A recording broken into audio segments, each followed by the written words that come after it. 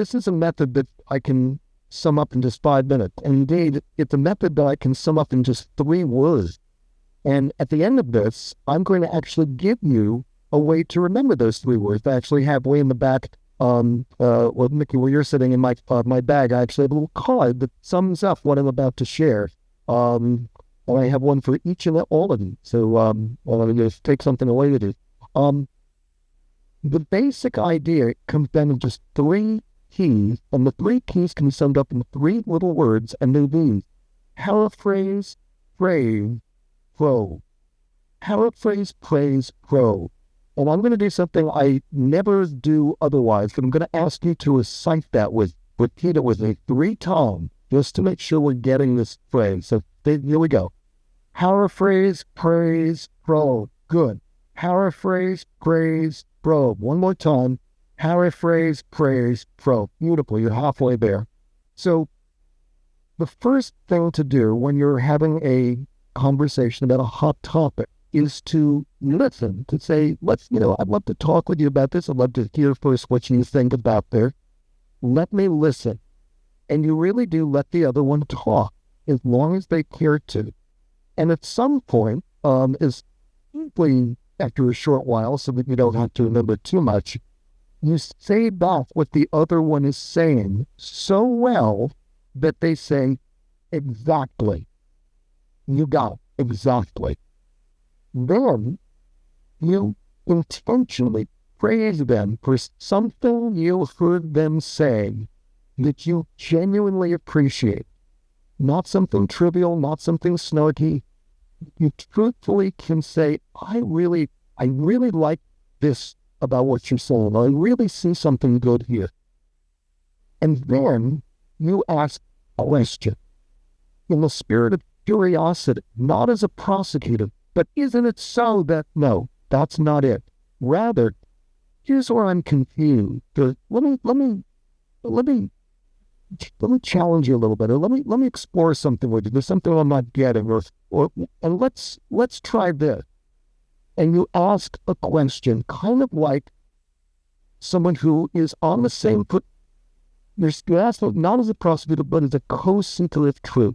And so you might say, when you say this, I'm confused because I've read something that says something to the contrary. What am I missing here? And now you brought up something that you might have to grapple with, and you listen. And then what do? You paraphrase again. And then you praise again. And then you probe again. And you do this, I'll recommend 2 or 3 or 4 times. And then you share your views. And then whenever you need to, you go back to paraphrase, praise, probe. Now, why do this? Well, first, because when you paraphrase, you're validating the other person, not necessarily their ideas at all, the other person. Like manna from heaven to have somebody fully hear what you say and get it. And they feel so respected that it just warms their heart. And it allows you to also buy time so you're not reacting. You can process what they're saying. Gives them a chance to go, am I really saying that?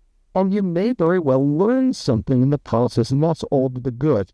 But praising is what is good because it also has a validating quality. And just to be clear, you do not have to agree with them. You could find every conclusion they're coming to completely wrong. But in there somewhere, almost inevitably, is something good. They may, for example, say 2 + 2 = 4, therefore potatoes are poison. And if you're like me and you come from argument school, your natural reactions go, it's ridiculous. Potatoes are the most widely eaten foodstuff in the world. I mean, look at McDonald's, and so on. Did you hear what this person just said? 2 + 2 = 4. And if you were really listening, you might be able to pick up on that. And very often the reason why they come to a conclusion you think is crazy is because they're concerned about justice or compassion or fairness or some quality that you can truly admire. For example, the QAnon conspiracy theory, which I'm guessing most here don't believe, is based on a concern about pedophilia.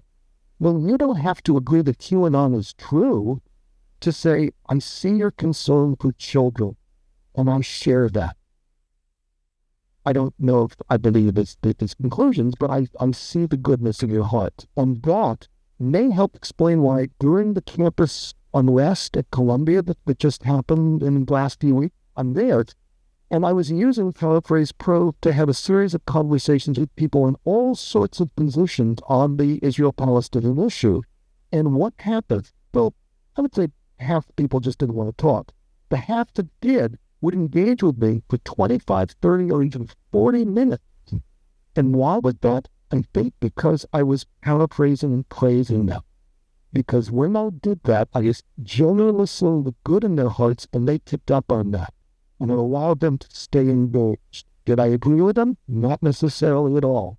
But we were able to have truly illuminating and constructive conversations in the midst of this fray because of this method.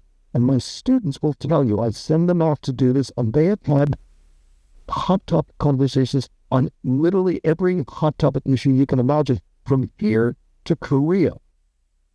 This works across culture. And they come back and say that was the best conversation we've ever